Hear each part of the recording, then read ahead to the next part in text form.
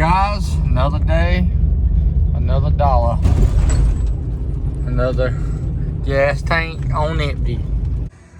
When you spend $80 on oil and you got a vehicle you need to put a motor in, so that didn't have thrust bearings, so we're over here filtering it out before we put it in that motor, because I ain't buying no oil.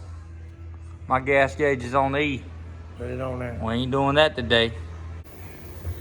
Figured I'd show y'all this. So this is why it's important to clean out all your oil galleys. This is the oil galley for the back of the motor. Look at the copper coming out of it. So we gotta make sure we wash this thing out good so that way it don't contaminate the new bearings. We'll go through, we'll brake clean everything out. The oil feeds up to the back port right here and then feeds out to the lifters. So we gotta make sure we get all this stuff real good and clean. So I'm gonna go through, when I pull the crank out of it, I'm gonna wash these journals. These journals come like this, as in that line right there.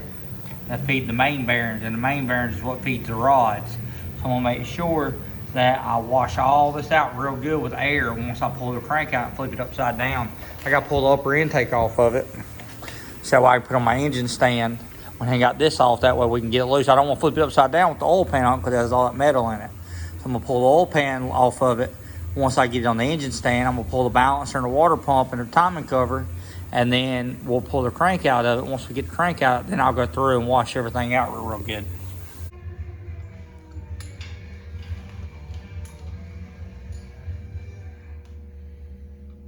When's lefty loosey? Righty tighty, yep.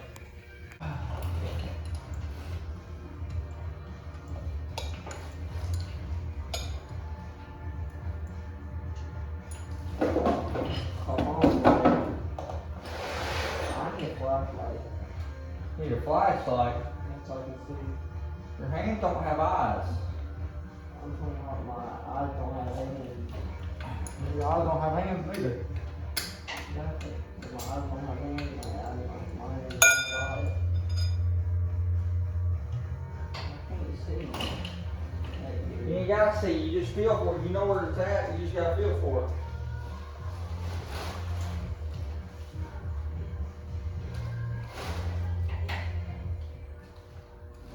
I got it.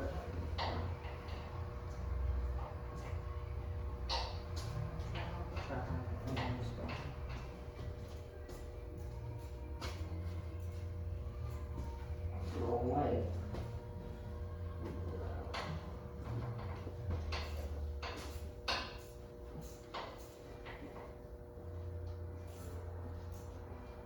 Get me. Get me. That's perfect.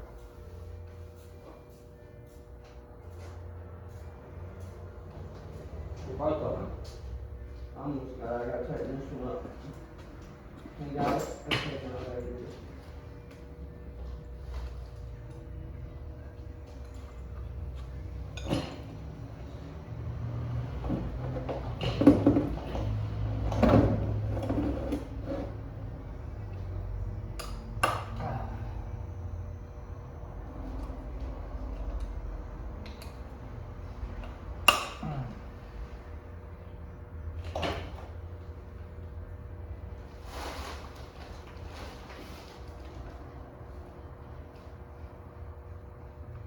You getting it?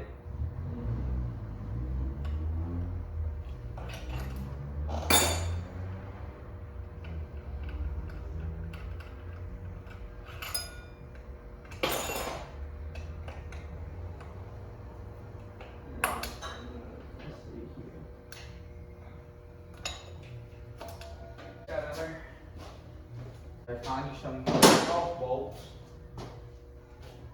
Let's see, they're going back.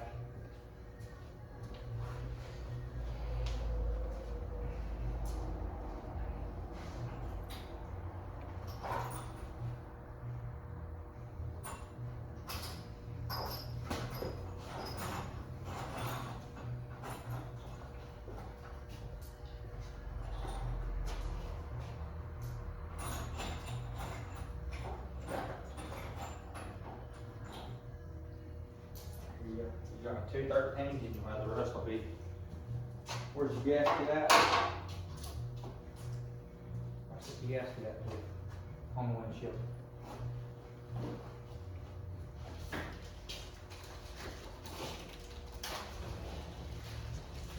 long has it been recording this for? Wow. That was a while. Turn away up. Down. I didn't even notice it this time. You didn't see. And then I saw you broke it up. You just didn't look at another angle? Be careful.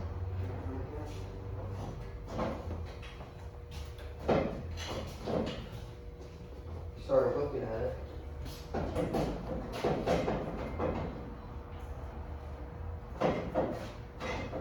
Okay, let it down a little bit.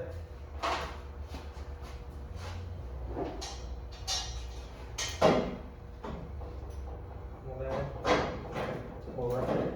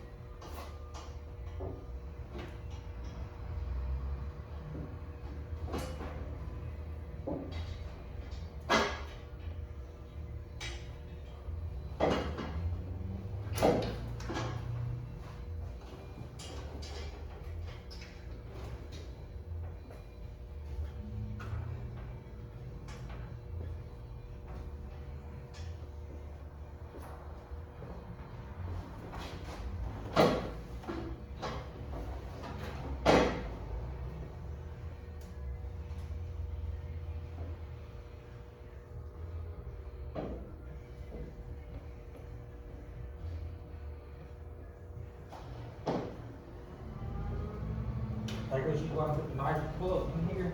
All we gotta do is think we should just run all motor plugs. But right here, we should do all motor, because I mean, I ain't running the nitrous You anytime ain't gonna run the soon. nitrous on it, bro? Not anytime soon. Come on now, bro. Give me your 10.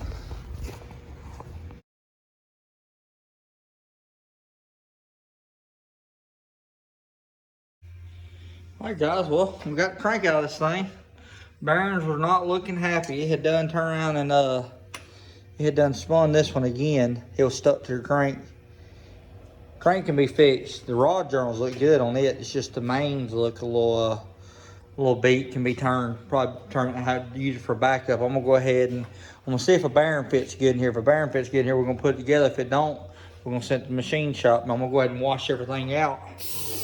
Go ahead and get all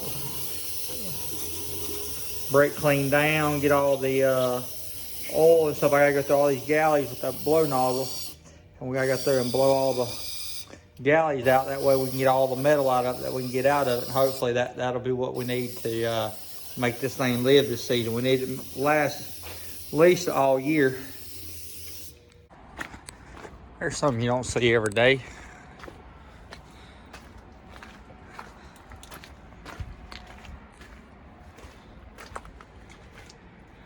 Oh, this court's cool. Look at her.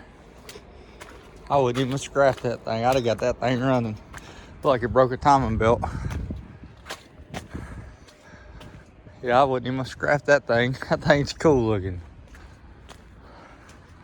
See if we can find a Mustang, a Fox body. Get this wiring harness out of. Thought the one.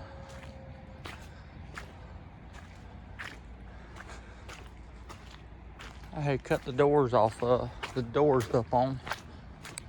Was right through here. That's the one I was coming to look at. Stuff I deal with.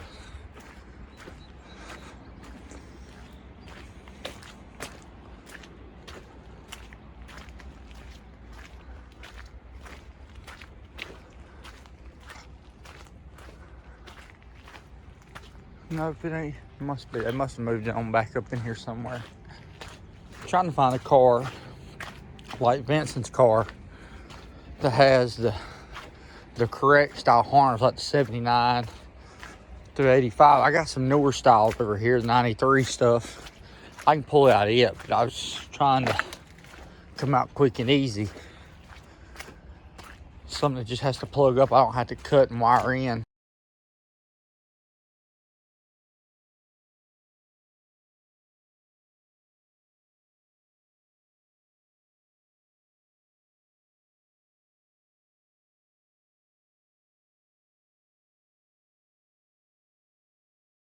Alright guys, I didn't get much on video yesterday, but we got the crank swapped.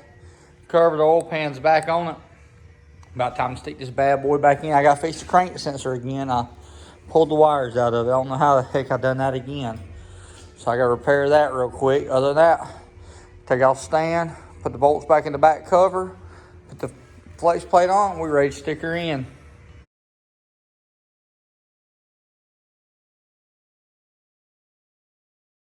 This thing's had a boost leak on it. Look at that bearing right there. It done blowed the seal out of it. No wonder this thing, they leak so bad right there. You can't never get them to stop. Let's see if I can't build me something to help out with the boost leak. This side over here, you can silicone it around it. It makes a good seal on the outside, but this side of the shaft on this side, it makes a heck of a boost leak. And I know I can figure out a way to make that thing sealed off. So we're gonna work with it and see what we can come up with. So I had this little piece of rubber seal, and it's just so happened fits pretty good. And I think by the way that race is up in there, that I can go through and put a washer on it, something like that. And I think I could put pressure on it from the actual piece here where it rides up against it. I think that'll probably seal it off. I gotta make sure it don't get too tight because we don't want it to stick the throttle. But I really think I can do something like that right there. I think it'll do pretty good. It'll at least slow it down. It's gotta be better than nothing, you know? Has to be better than nothing. All right, guys, well, I went ahead and yanked the pump out of the transmission. We're gonna go through and show y'all how to put a restrictor in here on it like it's supposed to be. I'm gonna check it, make sure this thing got one in it, because it might have one in it. So let me go ahead and get this pump took apart. I'll get it checked out. I'll get it. Pump feed right there is already restricted. You see that little Allen head in there? They thread that right there and they go through and do it. So we know that the issue was that spacer I had. So since that's a rubber seal and we know it'll push out, I found this little piece here, which is a nylon washer. And I took this is an AC cap that screws on. Well, that right here just so happens fits on top of there. So I ground it down and ended up getting it where it fits super tight to the shaft. If I can get on the dang, I just got my freaking knuckle. It's hard to do stuff one-handed. But I got it right there. And ideally, that should hold that rubber piece in there, keep it from blowing out. And then this piece, it's recessed right here. If you look. So it goes on there like that. So see, it fits right there at it. So even when that's all the way tight, it might allow it to leak a little bit and blow out just a hair. It's barely leak, but I definitely won't be as bad as it was. Let me get the spring and put it all back on it and see how it works. All right, I got the flex plate on that we're going to use. The cone style. It has this bolt hole right here, or it might be them bolt holes. There's one of them bolt holes will line up my converter, so we're good on that. So let's set her on in there.